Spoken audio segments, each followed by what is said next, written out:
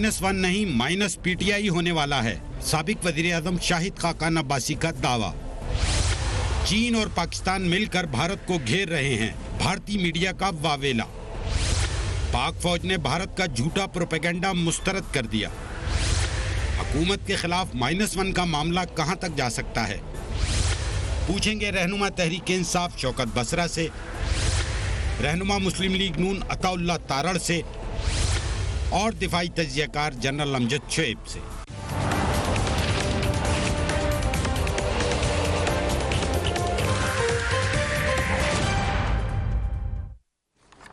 And a very warm welcome to the show. मुआशी बदहाली, corona virus, party इख्तलाफात, इत्तेहादियों की नाराजगी के बाद -1 के चर्चे। ये है वो मुश्किलात जिनका पाकिस्तान तहरीक इंसाफ की हुकूमत को आजकल सामना करना पड़ रहा है। अभी हम इंटरनेशनल सिनारियो की तरफ नहीं जा रहे, सिर्फ लोकल पॉलिटिक्स की बात कर रहे हैं। अपोजिशन हुकूमत पर दबाव बढ़ाती जा रही है। आज साबिक वज़ीर आज़म शाहिद खाकान अब्बासी ने -1 से बढ़कर -PTI की बात कर दी है। उन्होंने वो इल्ज़ाम भी लगाया है जो कि ये इल्ज़ाम लगाया है कि ये दोस्तों और यारों की हुकूमत है। ये दोस्त यारों की हुकूमत है। कोई ऐसे PM बना हुआ है, कोई एडवाइज़र बना हुआ है, कोई ओहदों पे लगा हुआ है। ये हुकूमत जो जल्द जाने वाली है, ये फ्रेंड्स ऑफ खान हुकूमत जो है, ये जब हटेंगे तो आपको हकीकत पता चलेगी कि किस किस कमाश के लोग, किस किस किस्म के करप्ट लोग आज हुकूमत के ऐवानों में ओहदों पर बैठे हैं और इलेक्टेड वजीरों से ज़्यादा इख्तियारात रखते हैं। सीनियर तज्जियाकार सुहेल वड़ाइच ने बड़े दिलचस्प अंदाज में आज एक कॉलम लिखा है। बात वो कर रहे हैं क्रिकेट टीम की, मगर ऑब्वियसली इशारा वो कहीं और कर रहे हैं। उन्होंने कहा असल मसला ये था कि सिलेक्टर्स साबिक टीमों, उनके कप्तानों की कारकर्दगी और रवैये से नाराज़ थे और वो चाहते थे कि मैदान में निस्बतन नई टीम उतारें। इसलिए उन्होंने इस टीम को सिलेक्ट किया। इसमें अपने ज़्यादातर कोरोना ज़दा प्लेयर्स निकल आए हैं, तो उंगलियां सिलेक्शन कमेटी की तरफ तो उठेंगी, मगर मसला ये है कि सिलेक्टर्स से कौन पूछे। हो सकता है कि सिलेक्टर्स का ख्याल हो कि टीम देखने में जवान है, फिट है, TV स्क्रीनों पर बोलते हुए मुखालिफिन के छक्के छुड़ा देती है, इसीलिए मैदान में भी चौके छक्के मारेगी। इसी ख्याल से सिलेक्टर ने पिछले कप्तान को नो बॉल पर आउट दे दिया, मगर मौजूदा टीम के अक्सर खिलाड़ी डक पर ही आउट होते जा रहे हैं। अब सिलेक्टर से कौन पूछे। और general Amjad Shoaib, I will come to you. Suhail Waraich sahab का आर्टिकल हो, छुपे अल्फाज में वो कुछ कह रहे हो या कहीं और बात हो रही हो, अब ये बार कही जा रही है कि PTI से लोग जो उम्मीद रखते थे वो पूरी नहीं हुई। Do you agree? देखिए, ये इस हुकूमत का इम्तहान तो पहले दिन ही शुरू हो गया। इधर हुकूमत बनी और उधर ये रोना धोना शुरू हो गया। कोई कहे सिलेक्टेड है, सिलेक्टर ने अच्छी सिलेक्शन नहीं की। पहले दिन से ही कि जनाब ये इन्होंने वादा किया था वो पूरा नहीं हो रहा। किसी ने ये नहीं कहा कि जनाब हमने जब $95 बिलियन तक का कर्जा लिया था तो किसी के गले जाके ये पड़ा और उसमें उतारने का रोना भी रोना था, और इन हालात में उसके ऊपर क्या बीतनी थी या इकोनॉमी पे क्या बोझ बनना था वो कोई जिक्र नहीं था उसका। लेकिन ये बड़ा रोना रोया गया कि जनाब ये हुकूमत जो है ये पूरा नहीं कर रही, वो नहीं पूरा कर रही। अब 2 साल हुए। अब 2 सालों में यानी इतने मसाइल और इतने जो इश्यूज उठे हैं इस हुकूमत के सामने, मेरा नहीं ख्याल कि किसी और हुकूमत को वो फेस करने पड़े। लेकिन बाद लोगों का की सुई वही फंसी हुई है, वो वही कि जनाब ये परफॉर्म नहीं करते। बिल्कुल इनकी अपनी बहुत सारी गलतियां हैं, अपनी परफॉर्मेंस में भी है। बहुत सारे समझता हूँ उंगलियां उठाई जा सकती हैं, चीजों पर तनकीद हो सकती है, लेकिन क्या सारा जो कुछ पहले ये लोग कर रहे थे वो ठीक था? जितने अदारे बर्बाद और घाटे में आज हैं वो इन्होंने पहुंचाए हैं। क्या रेलवे, PIA, स्टील मिल, ये जो कुछ आपके सर पे आज सवार है, जो इकोनॉमी का हिस्सा होना चाहिए था, जिसको चाहिए था कि कोई प्रॉफिट आपको दे के तो आपके मुल्क की इकोनॉमी को बेहतर करते, ये अदारे इन्होंने बर्बाद किए हैं। मेरा ख्याल है कि सबको जरूरत है कि अपने अपने गिरबानों में झांकें, अपने अमाल को देखें, फिर किसी पे उंगली उठाएं। जब मैं जनरल साहब, इसमें कोई शक नहीं है, ये इदारे इन्होंने नहीं बर्बाद किए, लेकिन ये वादा करके आए थे कि इसको ठीक करेंगे। अभी प्राइम मिनिस्टर कह रहे हैं कि रिफॉर्म की तरफ जाना है। कोई तो ताकत है जो रिफॉर्म की तरफ नहीं जाने दे रही। अब वो नाअहली है या बहुत ज़्यादा कोई बैरूनी ताकतें हैं या अनदेखी ताकतें हैं, लेकिन तब्दीली तो इधर से ही आनी थी, जो कि आप सब कह रहे हैं कि नहीं आ रही।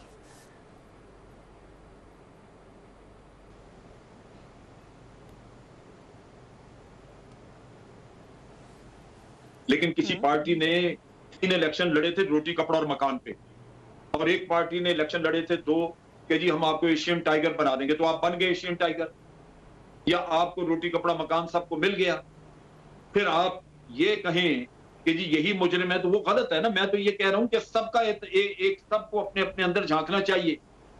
कि सिर्फ ये कि आज इस पे तनकीद करने का ला के फिर हम वही रोना रोते रहे, लोगों ने उनको वोट दिए थे, दो पार्टियों ने बेड़ागर्क किया था इस मुल्क का, तो आप कहते हैं कि जनाब आप तीसरे को आजमा के देख।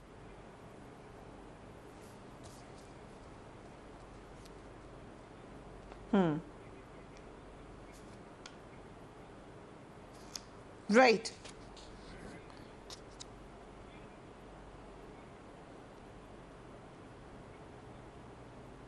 राइट।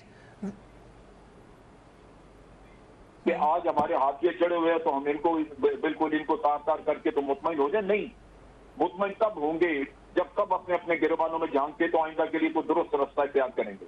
ठीक, अगर ये दुरुस्त रास्ता इख्तियार नहीं करते तो ये चले जाए तो क्या फर्क पड़ जाएगा।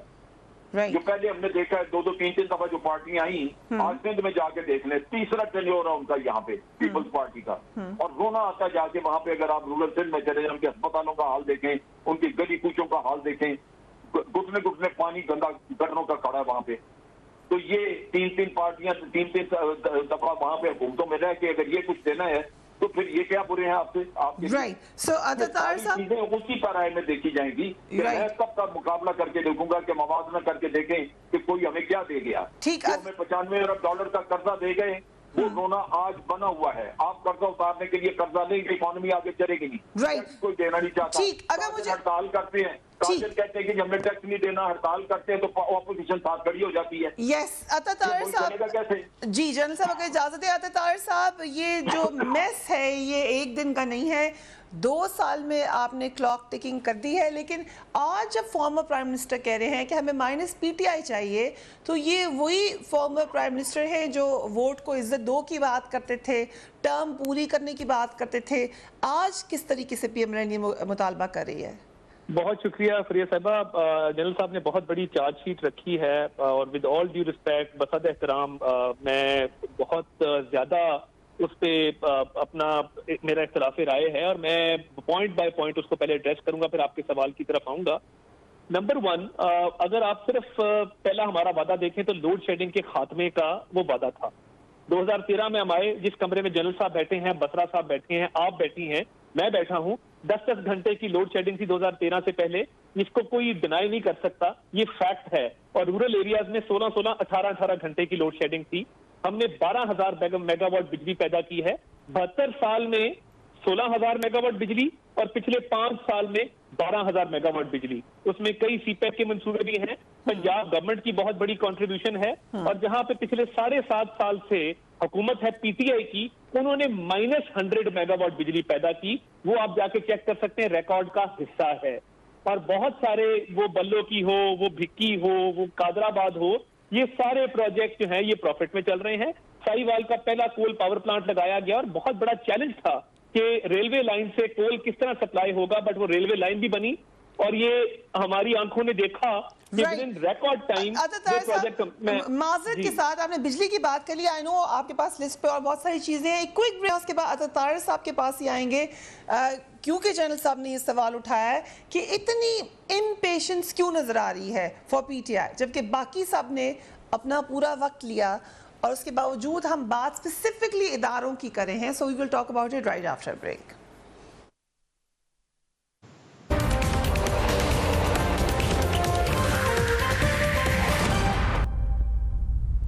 And welcome welcome back. -1 की बाज़गश्त। Former prime minister Ashraf Khan Abbasi कहते हैं कि पहली दफ़ा है कि सिटिंग प्राइम मिनिस्टर खुद से -1 की बात कर रहे हैं। अता तारर साहब वक्फे से पहले अपनी हुकूमत की कारकर्दगी गिनवा रहे थे। आपकी हुकूमत की कारकर्दगी हो या इनकी लैक ऑफ कारकर्दगी हो, जैसे आप कहते हैं हुकूमत को मुद्दत पूरी करनी चाहिए कि नहीं तारर साहब?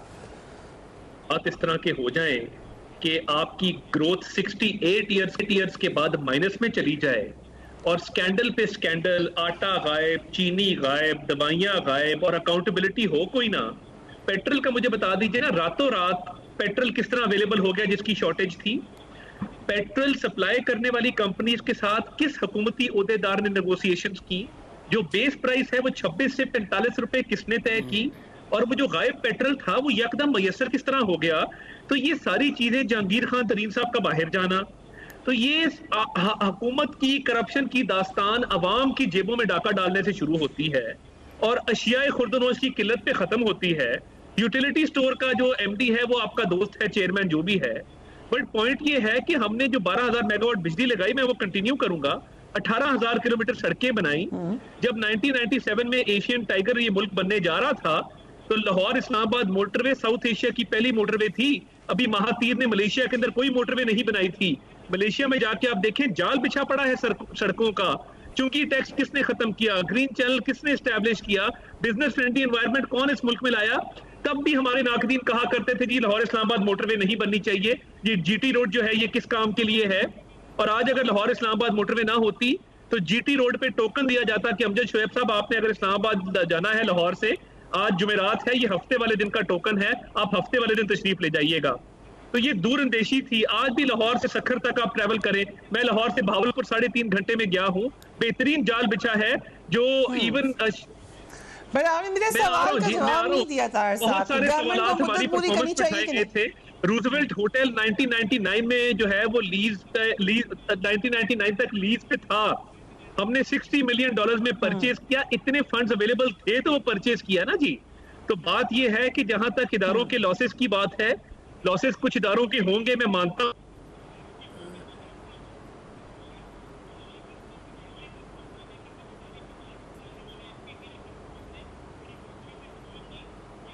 तो टैक्स और रेवेन्यू कलेक्शन में इंक्रीज करने आए थे, ये तो इदारों को मुनाफा बख्श करने आए थे।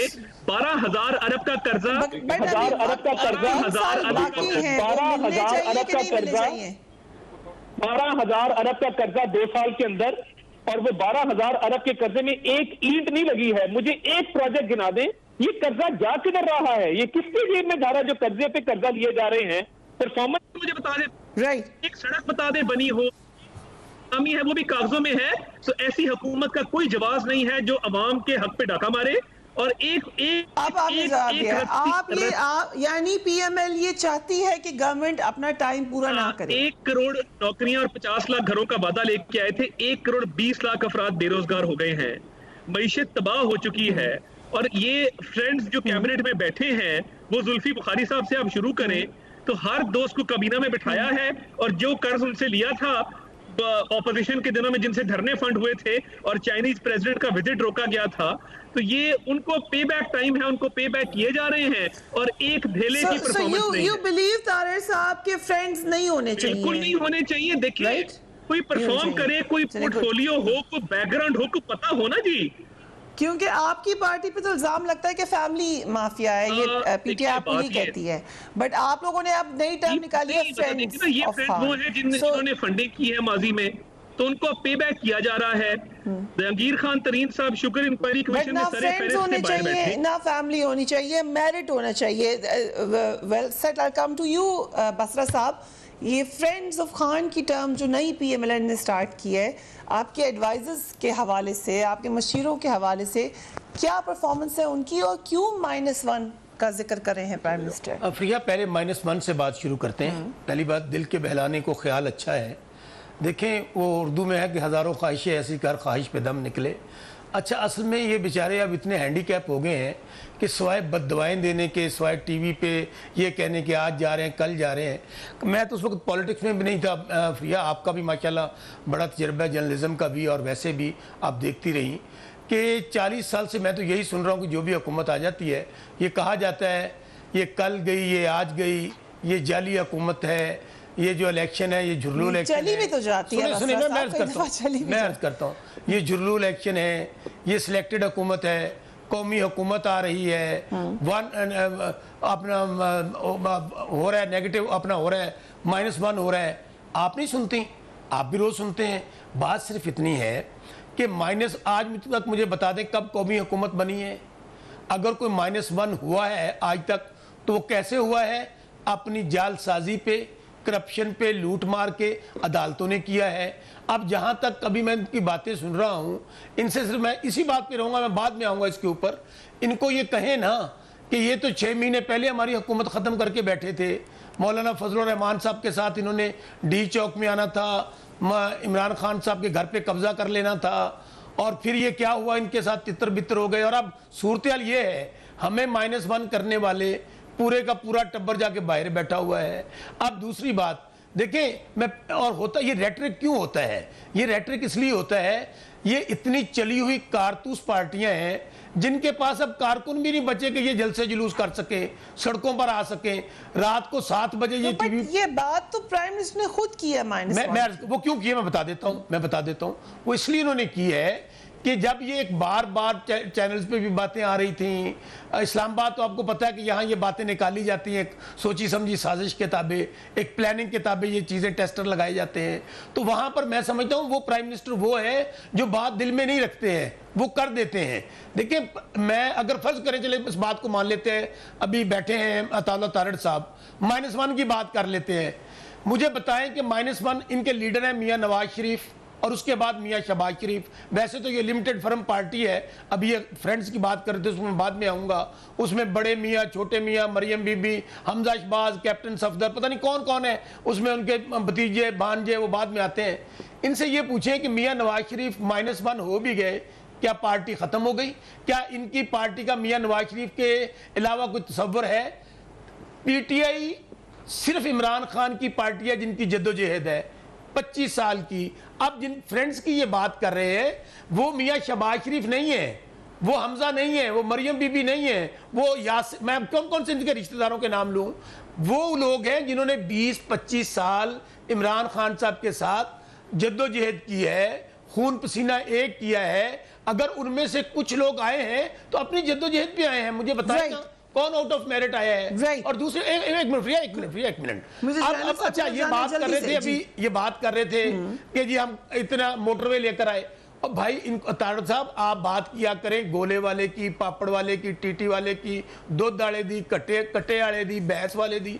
आपके मुंह से ये बातें अच्छी नहीं लगती, इसलिए नहीं लगती कि ये आज पाकिस्तान जिस हालत को पहुंचा हुआ है, ये 32,000 अरब का कर्जा एक ऐसी हुकूमत को मिला है, वो मुझे दुनिया में बता दें तो ऐसी पार्टी हो, कोई ऐसा लीडर हो जो एक बार भी इख्तिदार में ना आया हो, और आते ही आपका लूटा फुटा हुआ, जो उसको पाकिस्तान को दोनों हाथों से लूटा। अभी मोटरवे की बात कर रहे थे, पहला कमीशन उन्होंने मोटरवे में तो लिया था, आपको नहीं पता इस बात का? ये लंबी बहस हो जाएगी, लेट्स कम बैक टू अभी हो रहा है, ये माजी की बातें छोड़ दें। Let me come to general sahab. General sahab, पहले तो ये बता दें कि -1 का कहीं से प्रेशर आया होगा प्राइम मिनिस्टर पे, एंड जो ये फ्रेंड्स ऑफ खान की टर्म यूज कर रहे हैं, एडवाइजर्स के हवाले से तनकीद हो रही है प्राइम मिनिस्टर पे, आपका ओपिनियन क्या है? जहां तक -1 का ताल्लुक है, मेरा ख्याल है कि ये इमरान खान ने जो बयान दिए वो लाजमन एक सियासी किस्म का बयान था, जो लोग क्योंकि आवाजें उठ रही थी। वरना तो एक दिन पहले आप बजट पास करा रहे हैं, आपको 161 के करीब मिल रहे हैं, वोट मिल रहे हैं। अगर हुकूमत पे एतमाद नहीं था तो बजट पे ये बजट पास ही नहीं होना चाहिए था, किसी को नो कॉन्फिडेंस लाने की जरूरत ही नहीं थी।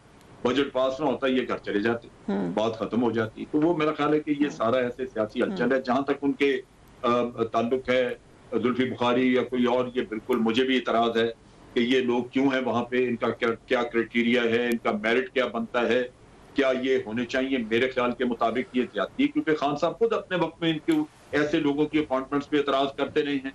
वो खुद उंगलियां उठाते रहे कि जी फलां आदमी इन्होंने ला के रखा हुआ इस तरह, और फिर जब वो लोगों को जवाब दे नहीं, अनइलेक्टेड लोग हैं, वो जो भी चीज चाहेगा, पहले भी हुकूमतों में होता रहा, बाहर से आए हुए लोग जब बैठते हैं तो वो तबाही फेर के जब चले जाते हैं तो उनका नामो निशान नहीं होता, वो दूसरे मुल्कों में जाके बैठ जाते हैं, कोई पूछने वाला नहीं उनको होता। लेकिन ये चीज, ये एक पार्टी कर, मेरा जो मसला है वो ये है कि सारी पार्टियां यही करती रही हैं। जब मियाँ साहब की हुकूमत आई तो इन्होंने अपने खानदान के 26 लोग जो थे वो किसी न किसी खाते में बैठे हुए थे, अंदर कोई ना कोई हैंडल कर रहा था। सो मच सो कि जनाब आपका नेशनल बैंक, आपका नेशनल बैंक ऑफ पाकिस्तान, बेटा, भाई, बहन, बेटियां, नेशनल बैंक ऑफ पाकिस्तान उस सईद को पकड़ा दिया जो मेरा ख्याल है सागदार का कोई क्लास वाला था या क्या था, वो सजा याफ्ता था सऊदी अरेबिया से माली बेदाब्तियों के ऊपर। आप देखें ना क्या क्या ये करते रहे लोग। तो मेरा मसला तो वो है। अच्छा, अब आ जाए आप प्रोजेक्ट्स के ऊपर। प्रोजेक्ट्स बनते हैं बड़े बड़े, तो फिर आपकी जायदादें लंदन में और इधर उधर बनना शुरू हो जाती हैं। क्या ये हकीकत नहीं है कि हर प्रोजेक्ट के आपने कागजात जलाए गए? मैं बीआरटी को भी इसीलिए मैं एतराज करता हूं कि ये बीआरटी भी तमाशा, इसकी तहकीक होनी चाहिए।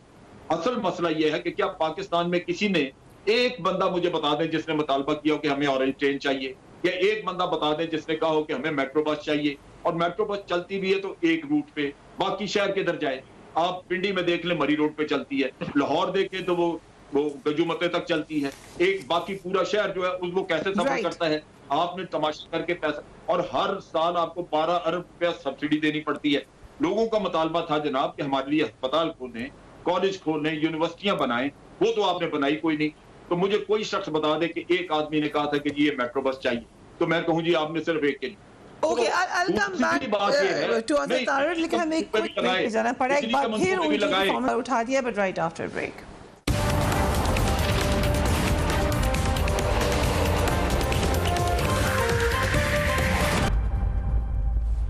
Welcome back. वक्फे पे जाने से पहले जनरल साहब ने और बसरा साहब ने बहुत सारे सवाल उठाए। आता तार sahab, I will come to you again, but जाने की बात हो रही है पीटीआई की या -1 इन द गवर्नमेंट। दूसरी तरफ चीफ मिनिस्टर से मुलाकातें आपके एमपीएस कर रहे हैं। आज बसर साहब फिर मौजूद है, सो उस पर भी रोशनी डाल दीजिए। तो वही 6 अरकान हैं जो हमेशा वो बुज़दार साहब ने रखे हुए हैं। अरशद लीडर साहब हैं या नहीं है? वो आप पर बसरा साहब को फिक्र ना करें, ये आप दोनों ही होते हैं। वही वो 6 लोग इन्होंने पेंट रखे हुए हैं। वो जब भी बुज़दार साहब को मुश्किल पेश आती है और अपना सियासी कद बढ़ाना होता है, उनको फोन कर देते हैं कि तुम्हारा मैं SHO लगा दूंगा, तुम्हारी मैं गली नाली बनवा दूंगा, तुम्हारा मैं फलां काम कर दूंगा। पेट रखे हुए हैं आपके एमपीज। बुज़दार साहब ने 6 लोग हैं जो शुरू से उन्होंने सेट रखे हुए हैं। ये मानने वाली बात है, मैं मानता हूँ। ये 6 लोग वही 6 हैं, उसमें इजाफा नहीं हो सका टाइम के साथ। तो यही 6 लोग हैं, मगर बसरा साहब वाला शामिल नहीं है। किसी भी वक्त पीटीआई के लिए वोट कर सकते हैं, शामिल नहीं है।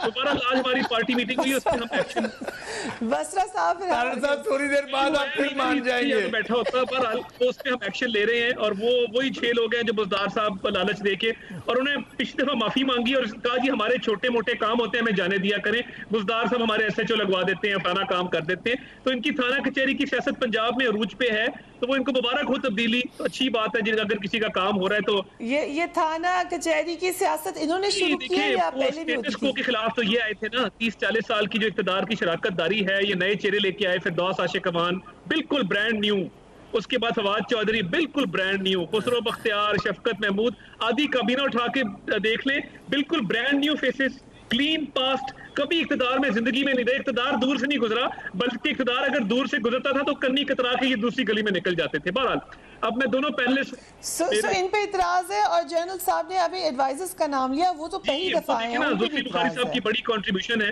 लंदन में तमाम अखराजात उठाना और बाकी मामलात संभालना, वो बिल्कुल जद्दोजहद का बहुत बड़ा हिस्सा रहे हैं। इसी तरह बाकी आप जितने दोस्त इन्होंने इकट्ठे किए हैं, वो एक एक पे बड़ा डिटेल तबसरा हो सकता है। मैं बसत एहतराम जनरल साहब से सिर्फ ये गुजारिश करूंगा कि ये जो प्रोजेक्ट्स होते हैं ना जी, अर्बन ट्रांसपोर्ट के और मास ट्रांजिट के, दुनिया भर में सब्सिडाइज होते हैं, नंबर 1।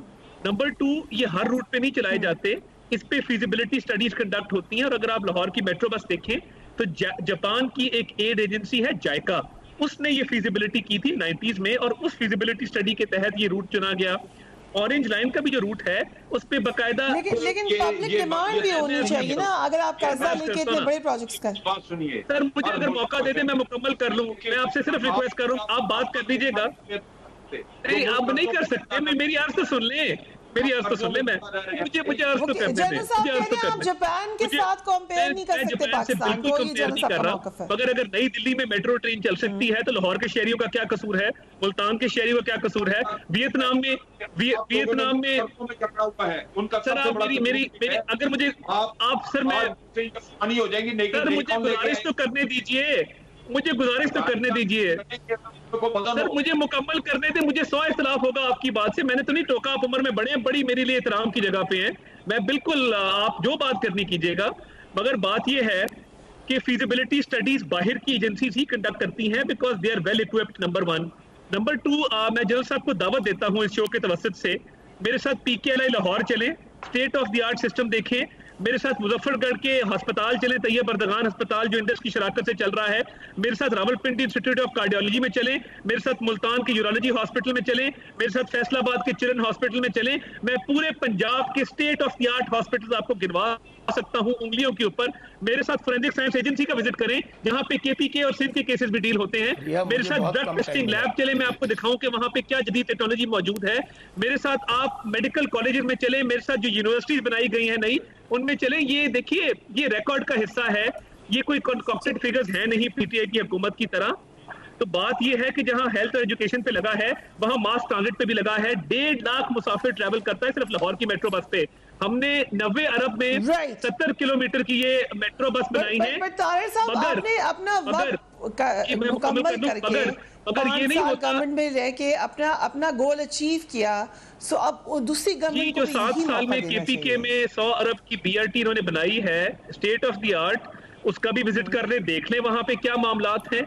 इस साल भी 2 अरब रुपए रखे हैं, कोई इंक्वायरी नहीं है, कोई इन्वेस्टिगेशन नहीं है, नाकस मटेरियल एशियन डेवलपमेंट बैंक चीख के कह रहा है। दूसरी बात, जो मास ट्रांजिट होता है हर रूट पे नहीं चलाया जाता, हमने फीडर रूट्स बनाए हैं, AC बसेस चल रही हैं हर जगह पे, उस एक रूट कॉरिडोर जो सबसे बिजी कॉरिडोर होता है उसको फीडर रूट से, और दूसरा 26 लोग जो खानदान के हैं वो गलत बात है। मुझे नाम बता दें 26 लोग कौन से खानदान के हैं, 26 लोग मुझे नाम बता दें, मैं आज के बाद सियासत ही नहीं करूंगा। तारिर साहब मैं भी व्हाट्सएप कर देता हूँ, 26 व्हाट्सएप भी आपको भी कर देता हूँ, फ्रिया को भी कर देता हूँ। आज फिर बताना पड़ेगा बस साहब, 26 नाम तैयार करें जी, मैं तैयार करके लिस्ट भेज देता हूँ आपकी तरफ। जी जनरल साहब, मैं इनकी का देने वाला हूँ लाहौर का, मुझे पता है क्या क्या ये करते हैं, ये नहीं है। आप बात सुनिए, जहां तक ताल्लुक है आपके बिजली के कारखानों का मान, लेकिन 480 अरब रुपया आपने आते ही आंखें बंद करके लोगों को पकड़ा है कि सर्कुलर डेट नहीं होगा, तो बाद में फिर उतना ही बस सर्कुलर डेट आप उससे बड़ा छोड़ के चले गए। आपने किया क्या, निजाम ठीक किया कहीं? रोना धोना तो वहीं का वहीं रहा। आप कहें जी मैंने ये बना दिया वो बना दिया, तो वो उसमें जो काया पिया गया उसका जिक्र नहीं, और बाकी जो ये गलत है। आप मेट्रो बस बना के गए हैं, उसका PKLI को मैं एंडोर्स कर देती हूँ। अभी रिसेंटली हमें पता चला है कि PKLI is a very good facility. अपने पल्ले से देते रहे इनको, ये तो नहीं चल सकता ना। ये आप कम से कम कर्जों में ना होते तो फिर आप ठीक है हमने लगा दिया, चले हम सब्सिडी दे रहे हैं। सब्सिडी वो दे जो कमा रहा है, ठीक है, ये मुल्क तो कर्जों में ककड़ा हुआ है। जनरल साहब, हम भारत को भी डिस्कस करना चाहते थे, प्रोपेगेंडा शुरू किया हुआ है भारत ने पाकिस्तान के खिलाफ, वक्त कम है तो हम इधर ही फोकस करेंगे। DGISPR की ट्वीट जरूर दिखा दूं, उन्होंने ये कहा भारतीय मीडिया की जानिब से गिलगित बल्तिस्तान में LOC पर इजाफी फौज की तैनाती की खबरें बेबुनियाद और झूठी हैं। भारतीय मीडिया की खबरें बेबुनियाद और सच से कोसों दूर है। DGISPR ने पाकिस्तान में चीनी फौज की मौजूदगी की सख्ती से तरदीद करते हुए कहा है कि चीन स्कर्दू में कोई पाकिस्तानी एयरबेस इस्तेमाल नहीं कर रहा, क्योंकि भारत ही प्रोपेगेंडा कर रहा है। सो ये क्लैरिफिकेशन ज़रूरी है। वक्फा लेंगे, उसके बाद बसरा साहब हमें वो 26 नाम बताएंगे जो तारिर साहब ने उनसे पूछे राइट आफ्टर ब्रेक।